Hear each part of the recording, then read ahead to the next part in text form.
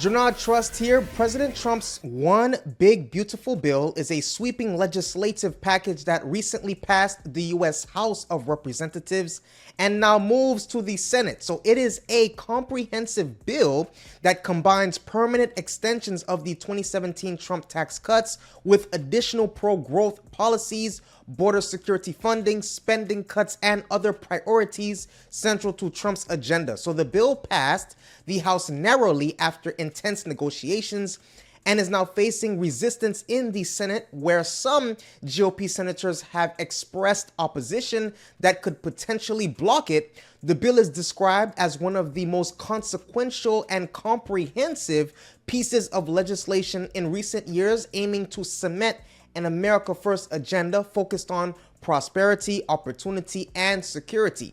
So in this video, I'm going to break down basically all of the 17 provisions. So number one, we have the permanent extension of individual tax cuts that basically extends the lower individual tax rates from the 2017 Tax Cuts and Jobs Act, preventing scheduled tax hikes for most Americans. Number two, we have increased standard deduction. So that temporarily increases the standard deduction by $1,000 for individuals to $16,000 and $2,000 for joint filers to $32,000, with an additional $4,000 boost for seniors. Number three, we have the enhanced child tax credit that temporarily raises the child tax credit by $500, bringing it to $2,500 per child through 2028. Number four, we have no tax on tips, overtime, and some auto loan interest. So it basically exempts temps, overtime pay, and certain auto loan interest from federal income tax through 2028, fulfilling a Trump campaign promise. Number five, we have the higher state and local tax. That's the SALT. Basically a deduction cap, right? It increases the SALT deduction cap from $10,000 to $40,000 for incomes up to $500,000, with the cap phasing down for higher incomes, increasing 1% annually over 10 years. Six, we have the expanded, estate and gift tax exemption. So that raises the estate tax exemption to $15 million adjusted for inflation. Seven, we have the Medicaid work requirements that imposes work requirements on able-bodied adults without children on Medicaid, with implementation sped up to no later than December 31st, 2026. Eight, we have the stricter SNAP food stamps eligibility. So that raises the age requirement for able-bodied adults without children to meet work requirements for SNAP from 54 to 64 and shifts from, more costs to the states. Nine is the Trump accounts for, child savings that creates 1,000 government-funded savings accounts for children born between 2024 and 2028, with parents able to contribute up to $5,000 per year. 10, we have the tax on, remittances, all right? Remittances. It basically imposes a 3.5% tax on remittances. All right.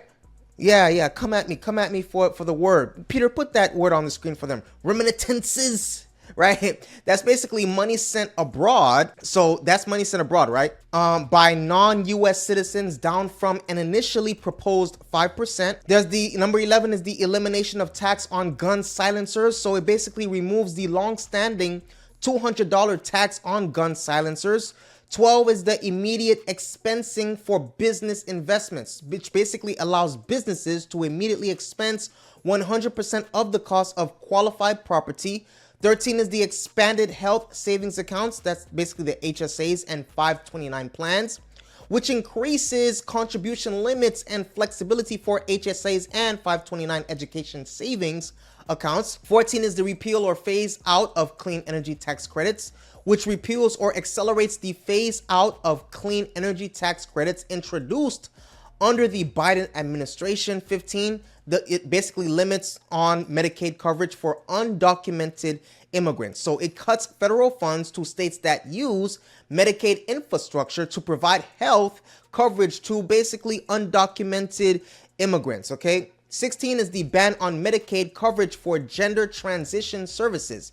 That prohibits Medicaid from covering gender transition services for both children and adults. 17 is the increased funding for border security that basically allocates 46.5 billion with a B billion for the border wall and 4.1 billion, yes, with the B billion for hiring border patrol agents and related personnel, plus an additional 12 billion with a B billion for border security expenses. So there are other major income tax bills to watch out for Q3 and Q4 of this year. Now, the key bills and proposals is the extension and modification of the TCJA provisions. So the House Republican tax bill seeks to permanently extend the doubled standard deduction from the TCJA, which is otherwise scheduled to revert to pre-2018 levels after 2025. So the bill also aims to make the 37% top individual tax rate permanent and repeal the personal exemption. Then the standard deduction and itemized, deductions, which basically, proposals increase the standard deduction for, joint filers to 26,000 from 24,000, heads of household to 19,500 from 18,000, and all other filers to 13,000 from 12,000 for tax years 2025 to 2028. Itemized deductions previously disallowed under the TCJA would, be reinstated with a new limitation formula, effectively creating a higher tax bracket for high income filers with large deductions. There is, basically the state and local tax, the SALT, the SALT deduction cap is proposed to be, raised to 30,000. For families with, MAGI up to 400,000 with a gradual reduction for higher incomes, but not below 10,000. So there is a significant debate with some lawmakers pushing for an even higher cap. There's qualified business income, the QBI deduction. So the QBI deduction for pass, through entities would be made permanent and increased to 23% with new calculation methods that could benefit many small and medium-sized businesses, okay? There's reporting thresholds. The reporting threshold for Form 1099 NEC and 1099 LSC is proposed to, increased from, $600 to $2,000, reducing administrative burdens for small businesses. There's the energy and clean technology credits. So several clean energy tax credits enacted under the Inflation Reduction Act, the IRA, are scheduled for accelerated phase out or modification, with some credits terminating after December 31st, 2025. The other notable provisions that you got to look out for is the endowment excise tax on universities that would be expanded. So the exemption amount for estate and gift taxes is proposed to be permanently increased to 15 million per individual starting in 2026, indexed for inflation. Now, there is the legislation or legislative timeline and outlook. So these bills are expected to be, a focal point of congressional debate in Q3 and Q4 of 2025, especially as many TCJA provisions are set to expire at the end of the year, creating pressure for legislative action. The final shape and passage of these bills would depend on ongoing negotiations between the House, the Senate, and the White House, with potential for significant last-minute changes.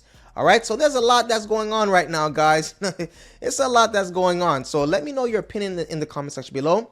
If you want more videos like this, let me know that by hitting that subscribe button and the like button. Also, hit that notification bell so you are alerted when I upload new videos. I appreciate your viewership. Stay safe and see you on the next video.